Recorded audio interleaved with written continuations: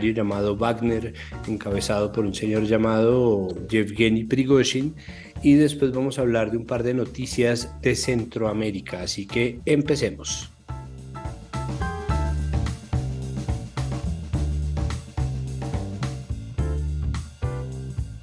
Con Capital Político nos vinimos al Foro de Ciudades y Paz que está teniendo lugar en Bogotá durante estos días y quisimos extraer pues una serie de preguntas que nosotros mismos tenemos y que nos hemos hecho varias veces a lo largo de distintas entrevistas para hablar sobre formas de gobierno, participación de las mujeres en política, la configuración de ciudades feministas, de gobiernos feministas, cómo eso se ve en la realidad, y nos encontramos para empezar con Paola Pavón. Ella es prefecta de la provincia de Pichincha en Ecuador. Prefectura para público colombiano es como decir la gobernadora de la provincia del departamento de Pichincha en Ecuador. Paula, bienvenida a Capital Político, muchísimas gracias por aceptar esta invitación. Gracias, Santiago, muy contenta de estar aquí. Un saludo a todos los que nos escucharán, esperemos que sean muchos en este podcast. Este foro, el evento de la Internacional Feminista, no, un poco esta gira que busca, me imagino que reunir a mujeres que están teniendo acción concreta y participación concreta en política. ¿Qué te ha dejado? ¿Cómo ha sido la experiencia de un poco comparar experiencias o compartir este trabajo tuyo que haces en el trabajo con otras políticas del mundo? Mira, topaste un tema importante, la concreción de la Internacional Feminista que tuvimos en marzo en la Ciudad de México.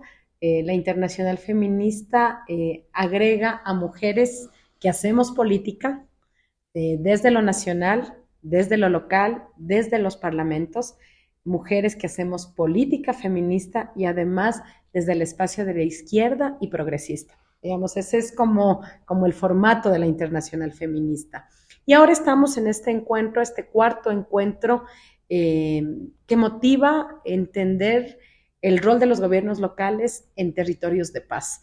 Y este es un encuentro en donde se invita a varias autoridades locales, alcaldes, prefectos, prefectas, gobernadores, que desde la política pública están contribuyendo a lograr territorios de paz. Estas dos experiencias me permiten decirte que tengo una conclusión a priori, que mientras tenemos estados centrales ausentes, estados centrales cada vez más lejanos de la gente, tienes autoridades locales que están transformando la vida de la gente. Y a eso le pondría un factor común, que cuando hay territorios gobernados y liderados por mujeres feministas, hay una prelación en las tareas que tienen que hacer estas autoridades.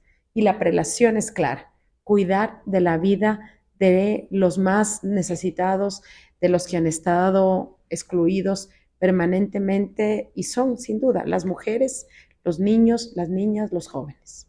¿Cuál es el mayor reto que tiene una gobernante feminista de cara a las labores que piensa que son sus prioridades, lo que culturalmente tiende a ser un obstáculo? ¿Cómo ha sido esa experiencia? ¿Cuál es el mayor desafío? El primer reto es colocar agendas distintas y diferentes. Yo te quiero contar, graficar esto desde una anécdota personal.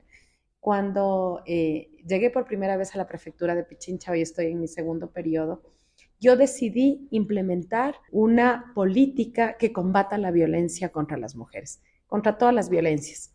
Y una cámara provincial en donde casi todos eran hombres, decían, hay que apoyarle a la prefecta porque finalmente como es mujer, le interesan los temas de mujeres. Y el primer reto fue lograr que esa cámara en pocos años comprenda que invertir en política pública que cuide de nuestras mujeres es una prioridad de la provincia y es una prioridad del territorio. No porque sea un tema de mujeres, sino porque una sociedad en donde las mujeres vivan mejor, vivan en paz, vivan tranquilas, sin violencia, garantiza mejores condiciones para la sociedad. ¿Cuáles son las acciones concretas que hay que hacer ya para empezar a tener efectivamente territorios feministas, ciudades feministas, prefecturas feministas? Es necesario ministerios de inclusión, es necesario direcciones de género, es necesario secretarías que coloquen la política con enfoque de género en toda la institución y en toda la gestión. estoy convencida, el tener estos espacios nos permite transversalizar la política. A veces se habla de la transversalización sin institucionalidad. Hay que generar institucionalidad. Una vez que generas institucionalidad, recursos. Si no está en el presupuesto, no pasa. Si no está en el presupuesto del municipio, si no está en el presupuesto de la provincia, si no está en el presupuesto del Estado, no hay políticas públicas que garanticen derechos para la gente, porque estos derechos terminan concretándose en servicios. Y para que esos servicios sean una realidad, tienen que haber recursos económicos destinados a que eso pase. Y finalmente, algo que cada vez está menos en discusión porque parecería que las sociedades son más amigables a los liderazgos femeninos. Y esto no es así. En la mayoría de países de América Latina tenemos reformas legales que han permitido la participación de las mujeres en los legislativos.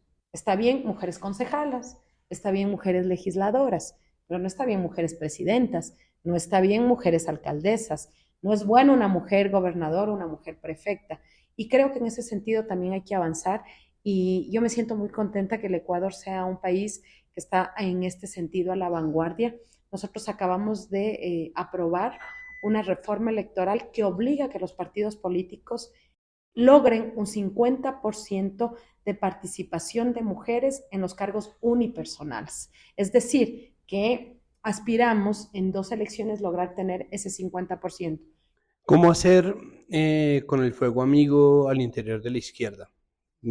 Por ejemplo, pues bueno, Ecuador fue gobernado muchos años por Rafael Correa, que es un tipo de izquierda que es abiertamente antiaborto. Mira, me tocas un tema directo porque el capítulo que topas en Ecuador fue un capítulo difícil, duro para quienes desde hace muchos años lideramos varias causas que buscan darle voz a las mujeres, respetar la soberanía de los cuerpos, colocar los temas de economía del cuidado, es decir, combatir las causas estructurales del machismo y del Estado patriarcal.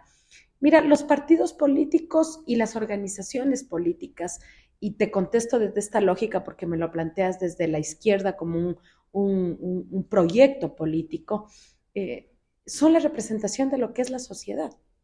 Un partido político no es más ni menos de lo que es la sociedad. Y los debates de aborto, los debates de economía del cuidado, los debates de el respeto a las diversidades, a la comunidad LGBTIQ+, a las decisiones que tengamos sobre nuestros cuerpos, eh, también son debates que están en la sociedad. Lo que no puede pasar es que quienes hacemos política y compartimos espacio con ese tipo de liderazgos, que no solamente son masculinos, también son femeninos que se oponen a estas miradas distintas, no colguemos los guantes. Tenemos que quedarnos y seguir dando la batalla. ¿Cuál es el margen de acción que tiene un gobierno local o regional de cara a un Estado central que esté en contraposición, por ejemplo, a políticas feministas, pero ni siquiera políticas feministas, a políticas tan urgentes como la reducción de la pobreza que requieren de enfoque de género? Es decir, cómo hacer si hay un Estado central ausente para generar acciones concretas que reduzcan la pobreza y el empobrecimiento en general de las mujeres. Debo reconocer que es difícil, no es fácil, pero es posible hacerlo. En el Ecuador nos costó mucho la aprobación de una ley que autorice la interrupción del embarazo en el caso de violación. Más bien dicho, que no penalice la interrupción del embarazo en el caso de violación. Nos costó muchísimos años, solo en debate legislativo casi 10 años. Y esto se lo hizo en el marco de un gobierno conservador, de un gobierno que sin duda se dice abiertamente opuesto a estos derechos de las mujeres y se lo hizo, se aprobó la ley. Pero en nuestro caso hemos tomado la decisión de ser el primer gobierno local que implemente el servicio. Y lo estamos haciendo nosotros, no lo está haciendo el Estado central, no lo está promocionando, pero nosotros lo estamos haciendo desde nuestros centros de salud que funcionan en el gobierno provincial. ¿Cuál es la estrategia que tienes tú para que una vez tengas que abandonar el cargo y entre otro proyecto, sea cual sea, pueda quedar fijo el legado o un rastro, una serie de políticas que queden en curso, en ejercicio y no quede sometido al cambio, ¿no? O al garete. Lo digo yo por la experiencia colombiana, es decir, cualquier política puede ser echada para atrás o al menos van a tratar, y además lo hemos visto con cosas desde muy pequeñas Muy hasta grandes. cosas muy grandes. Y obviamente, pues uno a veces está de acuerdo y una vez está en desacuerdo, pero ¿cómo hacer para que en este caso quede un rastro, un legado verificable y perdurable? Te diría con dos elementos. El uno, que ya te mencioné, que implica generar institucionalidad. Una vez que vas generando institucionalidad, es muy difícil desmarcarse. Esa institucionalidad tiene que ir acompañada de lo legislativo. Y posiblemente te hablo no solo desde mi experiencia como prefecta, sino también como ex legisladora. Es importante el cambio en la norma, es fundamental. Las sociedades avanzan cuando la norma avanza, pero hay un elemento clave y ese elemento clave es empoderar a la ciudadanía. La fuerza más poderosa es que los usuarios, las usuarias, quienes reciben ese derecho, se empoderen de ello. ¿Qué hacer al interior de los partidos para afianzar la participación femenina? ¿No? Como, es decir, lo digo porque aquí, por ejemplo, la legislatura en Colombia tumbó 3 veces en 3 distintos proyectos la paridad en la conformación de listas, fomentar la participación femenina, es decir, financiar campañas políticas de mujeres, posicionar listas paritarias, hacer, es decir, qué hacer ahí, qué estrategia seguir. Nos dicen que cada vez hay menos techos de cristal, pero en el partido político vivimos a veces de manera asfixiante el techo de cristal. Por eso te decía, no podemos abandonar ninguna trinchera y no se puede abandonar la organización política. Y ahí ato un poco a la pregunta anterior que me hacías. Eh, ¿Por qué en Ecuador no se ha modificado la posibilidad de la paridad de género en los legislativos? Porque es norma constitucional, está en la Constitución. Para cambiarla tendrían no solamente que reformar la ley que está en un parlamento o en un senado, dependiendo de la voluntad de hombres que representan partidos políticos, sino está refrendada en la Constitución. Por eso te decía, lo legal sí juega un tema fundamental. Y lo otro, el empoderamiento que tengamos las mujeres. Siempre hablo con mujeres que hacen política, que han tenido carreras exitosas o que han tenido derrotas, o muchas que han sufrido violencia política. Y siempre les digo lo mismo, no podemos abandonar ese espacio. Todo esto pasa para que las mujeres nos asustemos de la arena política. Hay momentos muy duros y tensiones muy duras y uno a veces se pregunta y reflexiona y dice, capaz que si no estoy aquí la vida es más fácil. Pero creo que esos momentos duros y difíciles en la política abren caminos para más mujeres. Creo que eso es muy importante pensar, saber que uno está aquí porque hubo mujeres que dieron la batalla antes, pero pensar que la batalla que nosotras damos ahora abrirá el camino de las que van a venir.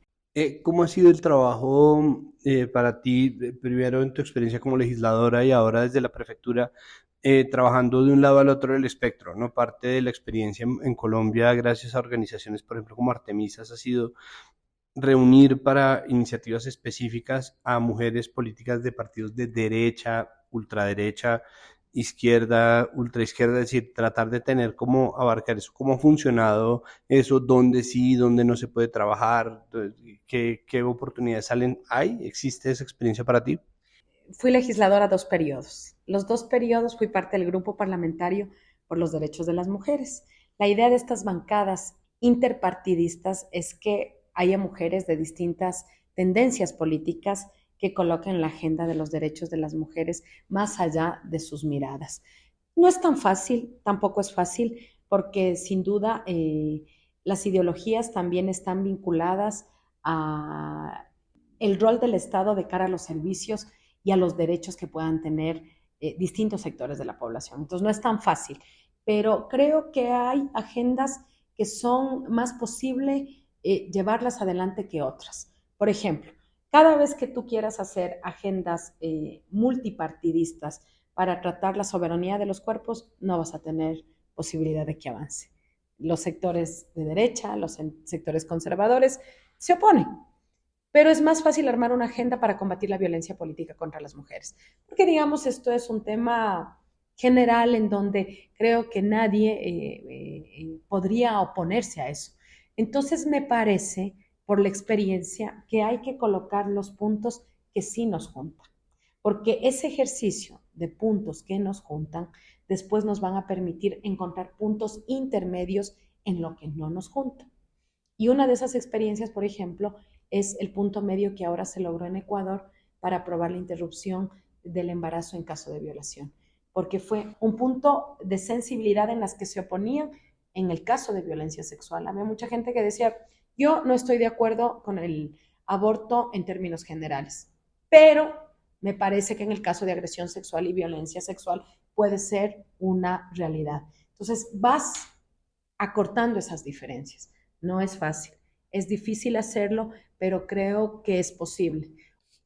Por último, y volviendo al tema de las ciudades, pues un poco el tema del foro que te trae por acá, es ¿cuál crees tú que tiene que ser, o sea, la acción número uno que tiene que empezar o que tiene que iniciar un gobierno regional, local, buscando progresar, no abrir las puertas a una normalización de la idea de la ciudad feminista? Es decir, ¿cómo, por dónde se empieza? ¿Cuál es la acción número uno que tú dices, bueno, esto garantiza que al menos hay unos derechos que están cobijados? Yo creo mucho en el poder de la palabra, posiblemente por eso estoy en la política, y creo en la pedagogía de quienes están a cargo de los territorios. Yo creo que un alcalde hombre, hablando de la necesidad de combatir la violencia, cualquiera, la que sea, en contra de las mujeres es muy fuerte. Tener una mujer hablando de generar política pública que permite espacios seguros para que disminuyan las agresiones sexuales es muy fuerte. Necesitamos autoridades que estén interiorizadas con esta necesidad, que crean que su poder, que su palabra es un ejercicio de pedagogía permanente. Hoy escuché algo muy interesante en el foro.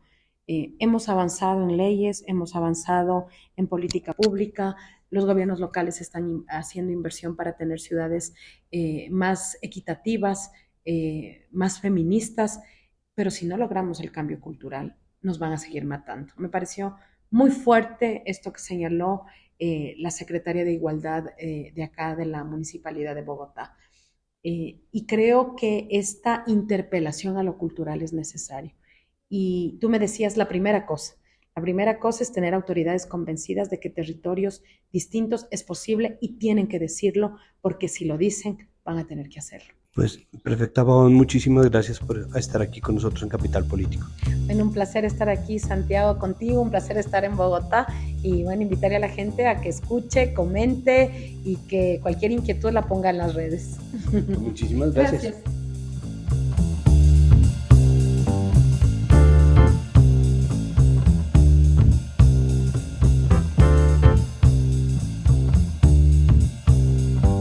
Y continuamos nuestro repaso internacional viniéndonos un poco más acá. Vamos a hablar de 3 noticias de Centroamérica, pues que nos llaman la atención, que obviamente afectan a la región y que tienen un componente de mucho interés para Colombia, pero en general para Latinoamérica. Para hablar sobre estas noticias se encuentra con nosotros Manuel Camilo González, internacionalista, profesor de la Pontificia Universidad Javeriana, que nos prestó una colaboración inmensa hoy para traer 2 grandes analistas al panel de este podcast. Camilo, bienvenido a Capital Político una vez más. Muchísimas gracias por estar aquí con nosotros. Muchas gracias, Santiago, por tu invitación y un saludo para la audiencia. Bueno, vamos a hablar sobre 3 países distintos: Honduras, El Salvador y Guatemala. Quisiera que empezáramos por Guatemala porque hubo elecciones el pasado fin de semana. Entonces, por favor, cuénteme qué pasó, por qué tenemos candidato sorpresa, a qué se debe este palo que tuvimos. Bueno, Guatemala siempre se ha caracterizado por ser un país donde las elecciones siempre han tenido una tendencia y es que el partido que está en el gobierno nunca repite. Eso es algo que no pasó. Pero como bien comentas, la sorpresa fue que efectivamente uno de los candidatos que no se tenía en el radar logró pasar a segunda vuelta y es un candidato que se cataloga como antisistema. Y muchas veces las personas pensarán que la palabra antisistema tiene que ver con que va en contra de la democracia y efectivamente en el contexto guatemalteco corresponde a otra idea totalmente distinta. Y rápidamente, como para comentar qué es lo antisistema. Lo antisistema es básicamente todo el electorado y todos los candidatos que han apostado por un cambio y unas reformas institucionales alrededor de la anticorrupción y el combate a la impunidad que se ha desarrollado en Guatemala. Acordemos un poco que todo esto deviene un poco en la idea de la CICIG, que es la Comisión Internacional contra la Impunidad y la Corrupción en Guatemala, y que efectivamente en su momento pudo develar una serie de entramados corruptos y de crímenes de guerra que no se habían de alguna forma judicializado en el país. Eso lo que generó digamos, en los ciudadanos guatemaltecos fue básicamente esa idea de lograr unos cambios institucionales en un Estado que ha sido históricamente contado por intereses tanto criminales como empresariales y que cuentan con un blindaje político por parte de los partidos. Entonces, un poco comentando esto, pues el candidato, que es sorpresa, es un candidato que se llama Bernardo Arévalo, que es del movimiento Semilla, un movimiento que surgió particularmente después de las protestas de 2015 contra el presidente que ahora está encarcelado, Otto Molina, y que obviamente desarrolló, digamos, toda una serie de campañas en contra, digamos, de estos políticos que se han reunido alrededor de lo que se llama el Pacto de Corruptos. Entonces, el candidato sorpresa, el candidato de Semilla, pues obviamente digamos, se ha favorecido por dos cosas. Primero, por la idea de que la gente está muy desilusionada con el sistema político guatemalteco, pero por el otro es que los candidatos que se posicionaron como antisistema realmente no lo eran. Y obviamente la gente se dio cuenta de eso. Hubo un voto muy silencioso que terminó favoreciendo a Bernardo Arévalo y que obviamente lo tiene posicionado dentro de la contienda electoral para el 20 de agosto. Del otro lado, ¿qué tenemos? También tenemos una candidatura que es de izquierda, pero es una izquierda que se ha ido conservadurizando. Es decir, muy conservadoras en temas como, por ejemplo, el limitar, por ejemplo, los derechos reproductivos de las mujeres, todo lo que tiene que ver con la alianza y muy informal del pacto de corruptos, y pues que obviamente se ha favorecido del clientelismo. Entonces, va a ser una carrera electoral muy interesante entre una candidatura muy pro sistema y entendiéndolo como ese sistema de entramados corruptos y de acuerdos informales entre políticos, empresarios, incluso militares. Y del otro lado, Bernardo Arévalo, que representa una suerte de carta a favor de la reforma y obviamente del cambio institucional en Guatemala, sobre todo relacionado a la corrupción, a la anticorrupción y obviamente a la impunidad. Cuando hablamos de la CICIG, además está relacionado con la labor que llevó a cabo en Guatemala nuestro actual ministro de Defensa, Iván Velázquez. Esto, bueno, ¿esto qué supone en términos de futuro? ¿Qué chances tiene de pasar el candidato Arévalo? ¿Qué chances tiene de formarse una coalición que le haga contra? ¿Cómo está el clima o cómo queda el clima después de esta primera vuelta electoral? Bueno, hay una buena noticia, un buen antecedente para Arévalo, y es que la candidata que tiene al frente suele ser una kingmaker, un president maker, y es que todos los candidatos que han competido con ella han resultado ser presidentes. Ha participado en dos elecciones y los dos candidatos que compitieron con ella resultaron presidentes. Entonces, eso es un buen antecedente porque Sandra Torres de la UNE pues obviamente tiene un techo y es el antivoto. Y es que hay mucha gente que tiene una tasa de desfavorabilidad tremenda con esta candidata y eso favorecería de alguna forma a Arévalo. Por otro lado, está toda esta idea del voto silencioso, es decir, la gente que al final de cuentas, el día de la votación, vota y efectivamente ese es el voto y esa es la opinión que siempre mantuvo, aunque nunca la expresó de manera pública. Y obviamente está todo lo relacionado con que los guatemaltecos sí han sentido muchas veces que el sistema les ha fallado. Y obviamente también entender lo siguiente, y es que lo que sí puede suceder, y es algo que puede ir en contra de lo que Arévalo propone, es que en el Congreso es la segunda fuerza, pero no necesariamente es la fuerza mayoritaria en términos digamos, de ejercer un contrapeso. Al lado tiene una serie de partidos que son lo mismo, solamente que cambia el nombre de la etiqueta, y eso es lo que denominado, o sea, lo que se ha denominado como el pacto de corruptos, así es, los mismos partidos que tienen los mismos intereses y que se blindan entre ellos. Entonces, de llegar a ganar Arévalo, yo creo que el gran desafío es cómo va a tener que lidiar con estos partidos sin proceder de manera antidemocrática. Es decir, cómo puedes considerar un poco tu programa de gobierno muy reformista con un Congreso totalmente controlado por intereses oscuros, intereses mezquinos que efectivamente detienen los procesos de cambio en Guatemala. Y yo creo que en términos de la campaña electoral, Arévalo, yo creo digamos, el gran desafío va a ser convencer a ese gran voto nulo, que fue otro de los ganadores en la contienda. Creo que fue la tercera votación en términos de caudal electoral, es decir, superó un montón de candidatos. Y obviamente esa gran masa electoral es la que tiene que convencer a Arevalo para que efectivamente esos votos se endosen a su, digamos, a su candidatura. Entonces yo sí le veo probabilidad de que pueda ganar, pero en términos de gobernabilidad va a ser un poco difícil debido a la composición que tiene actualmente el Congreso de Guatemala. Esto usted me dice que tiene una relación con lo que está pasando en El Salvador, que lastimosamente traemos hoy como noticia que la ONG Socorro Jurídico Humanitario denunció que más de 300 personas murieron en las cárceles de El Salvador durante el régimen de excepción que fue decretado por el presidente Bukele el 27 de marzo de este año.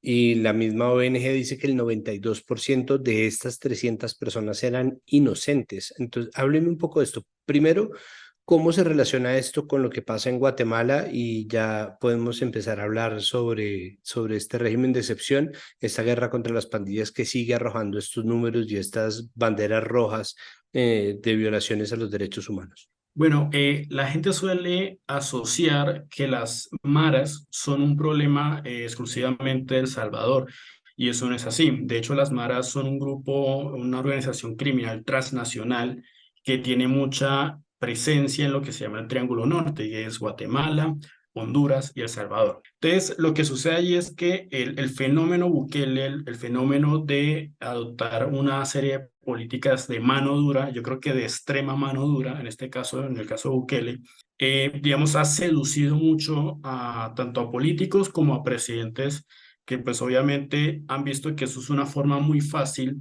de responder a una necesidad del electorado y de los ciudadanos, que es la inseguridad. ¿Cuál es el asunto? Pues que tenemos que estos tres países pues comparten una gran problemática, y es que sus estados son muy débiles, es decir, sus fuerzas policiales e incluso las de ejército suelen ser cooptadas por estructuras criminales. Geográficamente son países que son ruta de tránsito para el narcotráfico, y efectivamente a eso se le suma que gran número de la migración hacia Estados Unidos pues corresponde a estos tres países, y aquí aparece un poco el negocio de la trata de personas. Entonces, yo creo que la primera idea de entender es que esto de las mares es un problema transnacional, muy afincado en este triángulo norte de Centroamérica. Segundo, es la idea de que efectivamente la mayoría de candidatos de estas elecciones en Centroamérica han apostado a la mano dura, porque la mano dura, primero, es fácil de adoptar, segundo, es, digamos, es mediático y la gente suele, digamos, guiarse muchas veces por los resultados, y tercero, creo que se monta en una ola que es que la gente está insatisfecha con la democracia, que es distinto a que no apoya la democracia. La gente suele apoyar la democracia como un ideal, pero no está satisfecha con la democracia, es decir, el sistema no les responde, sobre todo en este caso de la inseguridad. Entonces, obviamente, montándose un poco en que la idea en que la gente está insatisfecha en que el régimen democrático no ofrece seguridad en el día a día, pues obviamente la gente se suele girar hacia la idea de adoptar medidas mucho más duras, incluso poniendo o sacrificando mejor las libertades en pro de mayor seguridad. Y esto es lo que hemos visto en la gran mayoría de países de América Latina, y es que la gente, ante esa falta de respuesta del Estado, ha apoyado gobiernos que proponen sacrificar libertades para obtener seguridad. Y obviamente lo que sucede en El Salvador es el caso más extremo. Es el caso más extremo porque efectivamente vemos que es un régimen de excepción que constitucionalmente es legal, pero las prórrogas que han sucedido son totalmente inconstitucionales. Y en ese sentido, el gobierno de El Salvador pues ha sido acusado, y esto lo hemos visto en varios periódicos y demás, de incluso de crímenes, digamos, contra la humanidad, debido al trato que se le da tanto a los pandilleros como a los ciudadanos. Tanto así que uno pensaría que la idea de esta guerra de las pandillas, que supuestamente ya terminó, pues ya pasó a ser una medida de control social. Y una medida de control social que lo que vemos y que resulta, seguramente resultará en 2024, va a ser en la reelección de Bukele. Entonces, obviamente, esta tendencia buquelista en Centroamérica, pues está un poco ligada a esos factores que comento, pero sobre todo en esa insatisfacción del ciudadano a pie de que la democracia no le ofrece seguridad. Entonces, si la democracia no me ofrece seguridad, pues yo permito que una persona fuerte, carismática, pues imponga mano dura para que obviamente esa necesidad que yo pido, pues se cumpla, ¿no? ¿Cómo tiende a expandirse esto? ¿Cómo, pues ya tenemos un triángulo, ¿no? Que está presentando características similares. En Colombia nosotros ya tenemos la experiencia de un gobierno de sacrificio de libertades individuales en favor de la seguridad, pero siempre estamos prestos a volver, ¿no? Parte de las discusiones que Bukele ha tenido con Petro, el señalamiento de un lado y del otro, el hecho de que a Bukele se lo admire y se lo utiliza como un poco una especie de ideal del deber ser desde facciones de la derecha y ultraderecha colombianas, pues obviamente nos habla mucho de eso, pero qué tanto futuro tiene en otros países de la región de expandirse, países como, no sé, Argentina o Chile que están teniendo un trámite difícil con sus gobiernos de izquierda. ¿Esto tiene la capacidad de alguna manera contagiarse o es algo que se va a quedar más encapsulado en Centroamérica? No, yo creo que eso es susceptible que se expanda sobre todo por un punto muy coyuntural y es que la pandemia tuvo un efecto colateral en términos de posicionar el crimen organizado como la principal necesidad o la principal demanda de los ciudadanos. Si antes las personas pensaban que de pronto no tenían trabajo o, digamos, tenían poco acceso a la educación, esas necesidades que en su momento prepandemia eran las más acuciantes y que incluso motivaron los estallidos sociales tanto en Ecuador, en Chile, en Colombia, pues lo que vemos es que ahora el crimen organizado es lo que motiva al votante a votar por ese tipo de líderes. Entonces, yo creo que la pandemia, el COVID-19 terminó por afectar esa preferencia de los, o bueno, más que preferencia, esas necesidades de los ciudadanos y lo que ha hecho es generar un campo fértil para que obviamente candidatos, sobre todo de la extrema derecha, pero incluso candidatos que vienen de la izquierda pero se dejan seducir o incluso se dejan envolver dentro de la dinámica electoral, terminan adoptando ese tipo de posiciones que obviamente van a afectar mucho no solo las libertades civiles, sino, y esto es algo que de pronto se deja de ver, y es que a futuro, a mediano plazo, suele erosionar mucho el Estado de Derecho. Entonces lo que vemos mucho es que obviamente no solamente se elige un presidente de mano dura, sino que ese presidente de mano dura termina siendo un escalón para que se elijan un Congreso que sea totalmente de escritorio y de notariado para un presidente, para que simplemente le apruebe las leyes sin ningún debate. Entonces, obviamente, eso es una cadena, pero al futuro obviamente es algo insostenible porque siempre se va a necesitar de la idea de un chivo expiatorio. Es decir, si en el caso de Bukele no son las maras, ¿ahora qué sigue?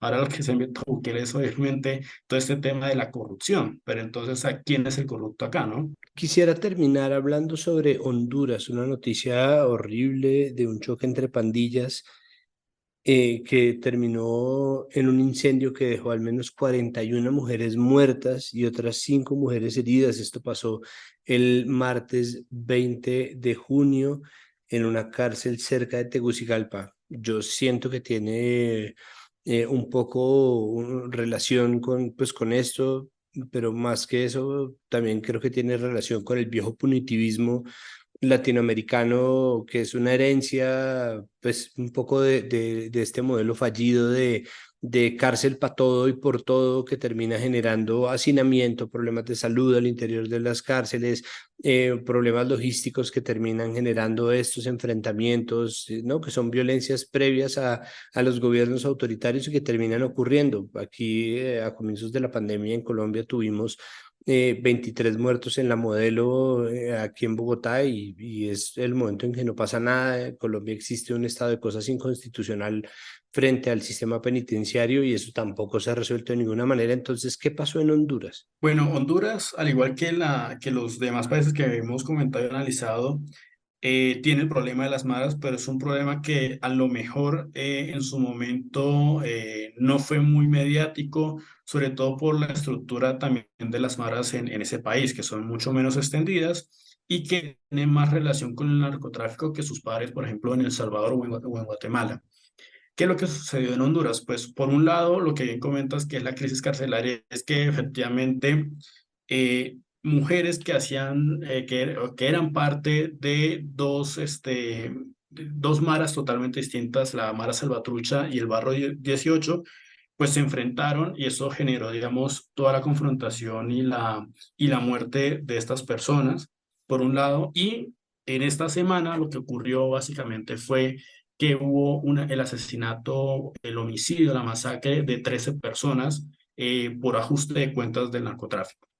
Eso se da en el contexto de que efectivamente El Salvador desde el noviembre del 2022, debido a esta, digamos, tanto la ola buquelista de colocar mano fuerte, así como el incremento de la tasa de homicidios, pues el gobierno de izquierda, de Xiomara Castro de Celaya, Partido Libre, eh, impuso un toque de queda e impuso un estado de excepción, que básicamente es lo que uno podría también calcar de lo que sucedió en El Salvador. ¿Qué derivó en ello? Pues que obviamente el ejército salió a patrullar junto con la policía. Eso no redujo sensiblemente digamos, los homicidios siguieron, incluso aumentaron. Y pues obviamente este motín carcelario termina por estallar esa ilusión de que efectivamente la mano dura no está sirviendo. De hecho, hubo un relevo en el Ministerio de Defensa hondureño porque obviamente las cosas no están funcionando. Uno podría, digamos, como asociar o relacionar a por qué falla mucho el punitivismo, porque pues obviamente primero los estados son estados totalmente frágiles, no tienen la capacidad, digamos, suficiente para mantener el control en el territorio y pues obviamente lograr la lealtad y las expectativas de los ciudadanos hacia el Estado. Hay que recordar muchas veces que los criminales incluso crean gobiernos paralelos en los estados y le compiten al Estado a la hora de mantener esa relación, digamos, de conflicto. Y también, por el otro lado, estos estados y sobre todo los gobiernos no se han puesto sobre la idea de pensar reformas a largo plazo que tengan que ver con causas que estructuralmente generan la delincuencia y generan el crimen organizado. Es básicamente quitarle al pez del crimen organizado el agua que lo sustenta. Entonces tenemos que estos países son totalmente desiguales, son países que después de la pandemia fueron de los mayores que incrementaron la pobreza y que obviamente en términos del Estado de Derecho, pues es un Estado de Derecho totalmente deficiente, es decir, es un Estado que aplica la ley de manera muy sesgada. Entonces, obviamente, en la mano dura parece como una solución muy fácil, pero no sostenible en el tiempo, y muchas veces tanto por la implementación como incluso por políticas que pueden ser impopulares para el ciudadano a pie, pues lo que se termina adoptando es remedios de corto plazo, pero que efectivamente a largo plazo terminan convirtiéndose en un peldaño más, en un ladrillo más del problema. Entonces, lo que sucede en Honduras está muy relacionado con lo que sucede en El Salvador, es tal vez como el ejemplo más parecido. Obviamente, ¿qué es lo que cambia? Pues que los gobiernos son totalmente distintos en signo ideológico. En El Salvador, pues tenemos un gobierno totalmente de derecha, pero en Honduras tenemos un partido que es de izquierda y que incluso los militares terminaron sacando a esposo de la presidenta Manuel Zelaya en su momento y eso originó, digamos, como una especie de fractura entre la izquierda y los militares. Pero ahora los militares son los mejores amigos de este gobierno. Entonces, ahí vemos un poco como las grandes diferencias y las grandes similitudes que tienen estos países en términos de la mano dura del punitivismo, pero que efectivamente lo que siguen contribuyendo es como alimentar mucho más ese problema de que las reformas estructurales se aplazan y los problemas siguen estando allí. Pues Camilo, le agradezco muchísimo que haya aceptado nuestra invitación. Muchas gracias por su generosidad y por su tiempo. Y pues bueno, aquí seguiremos pendientes cada tanto haciendo nuestros repasos internacionales. Muchas gracias, Santiago, por la invitación. Un saludo para ti y para la audiencia. ¡Hey, hey, hey! ¿Conoces Eureka? ¡Claro que sí! Eureka es un canal para niñas, niños y adolescentes donde lo que piensan, hacen y sienten es lo más importante. Con 24 horas de historias emocionantes en nuestro canal en TDT, en el 108 de ETV, en el 215 de Claro, en la franja Eureka de Capital, en nuestra página web eurekatucanal.com y en nuestras redes sociales, @EurekaTuCanal. Con Eureka, descubre el poder para transformar tu mundo. Continuamos este episodio de Capital Político haciendo un repaso por varias noticias internacionales y queremos empezar, por supuesto, por Rusia, porque durante varios días hemos estado atentos a las noticias de una rebelión. En algún momento se habló de un golpe de Estado, pues eso obviamente no es posible hasta que no sea pues, un golpe de Estado verificado, hecho, pero se habló también de un amotinamiento. Bueno, el caso es que queremos entender qué es lo que pasa con este grupo de mercenarios llamado Wagner, quién es Yevgeny Prigozhin y pues qué futuro tiene esto, qué va a pasar, va a haber amnistía, no amnistía, pelotera, no pelotera. El caso es que para ayudarnos con estas cuestiones se encuentra Jesús Agreda Rudenko, internacionalista, profesor de la Pontificia Universidad Javeriana. Jesús, bienvenido una vez más a Capital Político. Muchísimas gracias por aceptar esta invitación. Muchas gracias, es un gusto estar aquí. Bueno, cuénteme por favor, ¿quién es? ¿De dónde sale Yevgeny Prigozhin? Bueno, Yevgeny Prigozhin es primero que todo un gran amigo de Putin, viene desde San Petersburgo, que es como la cuna política del presidente actual. Trabajó con él en varios aspectos, creo que el nombre más conocido es el chef de Putin, pero simplemente porque tenía un negocio de catering, básicamente para el presidente. Sin embargo, en los últimos años se ha vuelto visible de un grupo mercenario que se llama Wagner, pero que curiosamente se ha vuelto una herramienta política de Moscú fuera de su territorio. Es decir, se ha vuelto un grupo privado, pero que defiende los intereses de Moscú en diferentes partes. Lo vimos por un lado en Siria, por supuesto, pero por otro lado lo vemos y lo seguiremos viendo sin duda en ciertas zonas en África. República Central Africana es una, Mali otra. Lo vimos en algún momento en Libia también. Es decir, es un grupo que tiene una presencia muy fuerte y que de nuevo a través de operaciones militares o apoyo a operaciones militares se ha convertido de nuevo en una garantía, una defensa de los intereses rusos en el exterior. Y según lo que dijo Lavrov hace poco, el ministro de Relaciones Exteriores ruso, el grupo seguirá haciendo exactamente lo mismo a pesar de lo que ha pasado. ¿Qué fue lo que desató esta rebelión de Wagner? Es una buena pregunta. La respuesta, digamos, muy general es que históricamente han habido algunas peleas políticas por intereses personales entre ciertos individuos dentro del Kremlin, pero que no eran visibles debido a la capacidad de control que tenía el presidente Putin. Es decir, había algunos agentes que buscaban sus intereses propios, pero que de nuevo estaban de alguna forma escondidos bajo ese enorme control político. Sin embargo, hace algunos meses, cuando Wagner, digamos, se convirtió tal vez en la fuerza militar más eficiente que tenía Rusia en Ucrania, hemos visto cómo esa lucha por el poder se estaba haciendo más visible. Prigozhin era consciente de la necesidad que tenía Putin del grupo Wagner y del empoderamiento que estaba teniendo casi que con el paso de los meses. Y eso lo llevó a criticar abiertamente no solo al ministro de Defensa, sino también al alto mando militar de Rusia, lo que eventualmente ha ido escalando de manera gradual. En algunos casos vimos algunas respuestas. Bueno, las críticas más radicales, sin embargo, se han dado en las últimas semanas, cuando Prigozhin dijo claramente que la guerra no solo no se estaba ganando, sino estaba estancada y finalmente empezó a cuestionar las causas de la guerra, pero echándole la culpa directamente al ministro de Defensa y al alto mando militar, nunca a Putin.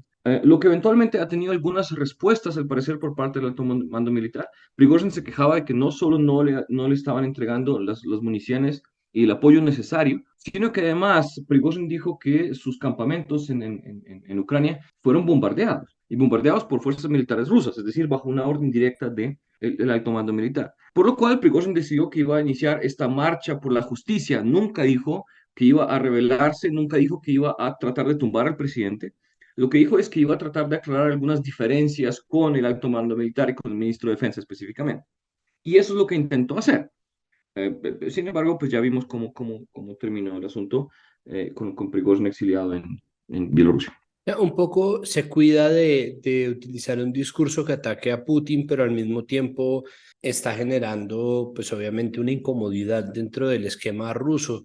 ¿Qué dice esto acerca del estado real de la guerra? ¿Qué pasa en términos, pues porque Putin no le gusta que lo critiquen, pero sobre todo ha sido muy cuidadoso en mantener resguardado el estado real de la guerra, o al menos los informes que ellos tengan acerca de cómo va la incursión rusa en Ucrania? Sí, 100%. Efectivamente, digamos, desde Occidente al menos, sabemos que la guerra no va muy bien por las cifras que tenemos y por la falta de resultados, pero desde Rusia o en Rusia específicamente, el manejo de la información ha estado generando una impresión un poco diferente. Y de repente tenemos a uno de los grandes protagonistas de la guerra, que sale justamente diciendo que efectivamente digamos, la información que llega a los ciudadanos no es completamente correcta. Y eso genera un resquebrajamiento dentro, o unas grietas al menos, dentro del aparato estatal ruso, su capacidad de control. Y por esa misma razón, digamos, se esperaba una reacción mucho más fuerte de Putin, que finalmente no apareció, lo que nos hace pensar que Putin tal vez está mucho más debilitado de lo que estamos pensando. Pero volviendo directamente a la pregunta, la guerra no va de acuerdo a los intereses rusos, y aunque tampoco va completamente de acuerdo a, digamos, los objetivos ucranianos, porque la contraofensiva no genera resultados, digamos, pone a Rusia en una situación muy difícil en la cual la victoria es muy poco probable. Y aunque la derrota tampoco es completamente creíble, pero la victoria es muy poco probable. Y eso significa que la guerra, que para Putin, digamos, inicialmente fue claramente una operación militar que no debería haber durado mucho, va a seguir durando por mucho, mucho más tiempo. Y eso, por supuesto, es un golpe, digamos, a su imagen y sobre todo a su liderazgo político. Solo como un pequeño ejemplo, si lo vemos históricamente, el comienzo, de alguna forma, no el comienzo, pero uno de los factores que terminó afectando la caída del Imperio Ruso fue justamente la derrota del zar en la guerra contra el Japón entre 1904 y 1905.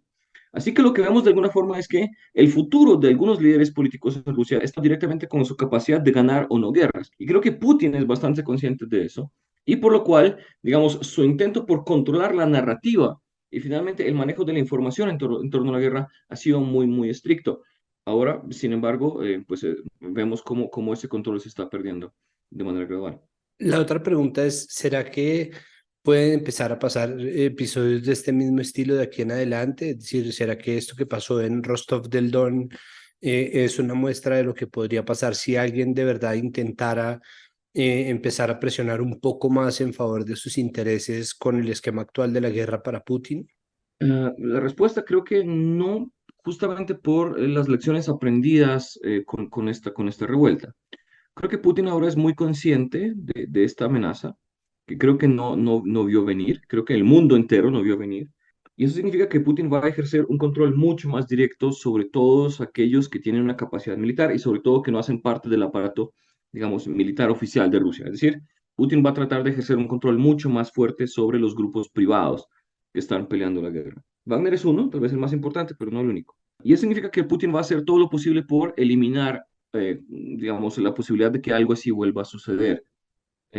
Y sobre todo con un Prigozhin fuera de alguna forma del escenario político, el que esto vuelva a pasar, personalmente no lo veo tan claro. Así que creo que no, creo que digamos, siempre existe el riesgo, pero creo que no hay posibilidad y sobre todo me parece que Kremlin va a tomar las medidas necesarias para evitar que vuelva a pasar. Ok, de aquí en adelante, ¿qué sigue? Ya por último, ¿cuál puede ser el escenario más probable? ¿Prigozhin queda fuera de la escena? ¿Va a seguir siendo vocal o apareciendo públicamente desde Bielorrusia? ¿Wagner pasa al control de quién? Porque pues, Putin ofreció amnistía, pero ¿esto qué quiere decir? ¿Ahí qué? O sea, lo digo porque esto un poco logró quedarse en Rusia, ¿no? No, afortunadamente no cruzó fronteras, pues. Sí, de acuerdo. Pues varias respuestas. Primero, efectivamente, en Ucrania, Wagner va a pasar a, bueno, los militantes de Wagner, los contratistas de Wagner tienen dos opciones. Bueno, tres opciones. Uno, se desconectan del grupo. Dos, siguen perteneciendo a Wagner, pero se van para Bielorrusia. O tres, aceptan el contrato con el ejército ruso y se vuelven de alguna forma trabajadores oficiales, o bueno, soldados profesionales del ejército ruso. Las tres opciones son viables para este grupo por varias razones. Primero, digamos, el hecho primero que todo, nadie está seguro de que efectivamente los combatientes de Wagner quieran hacer parte del ejército ruso. No solo por el control que eso implica sobre ellos, sino también por las diferencias posiblemente salariales y ese tipo de factores contractuales que desconocen. Pero por otro lado, Wagner como empresa sigue existiendo. Y de nuevo, eso es en lo que insistió Lavrov hace un par de días, diciendo que efectivamente Wagner seguirá defendiendo los intereses rusos en el exterior. En otras palabras, el grupo Wagner como tal no desaparece. Posiblemente el liderazgo de Prigozhin en Wagner se va, pero el grupo como tal no va a desaparecer. Y por otro lado, efectivamente, el problema con Prigozhin es que suponemos que dada la tradición histórica de Putin y su relación con sus opositores políticos, eh, Prigozhin no está en la posición más segura. Es decir, podríamos decir que incluso su exilio en Bielorrusia no es ninguna garantía para su vida. Por lo cual, incluso hasta el día de hoy, en que suponemos que Prigozhin está en Bielorrusia, el gobierno bielorruso dijo que así no ha sido confirmado por absolutamente nadie. Y eso indica que Prigozhin efectivamente entrará a una especie de exilio, pero un exilio mucho menos visible, tal vez vocal a través de mensajes de voz, como él lo ha hecho, pero digamos, sus apariciones públicas seguramente serán mucho más reducidas.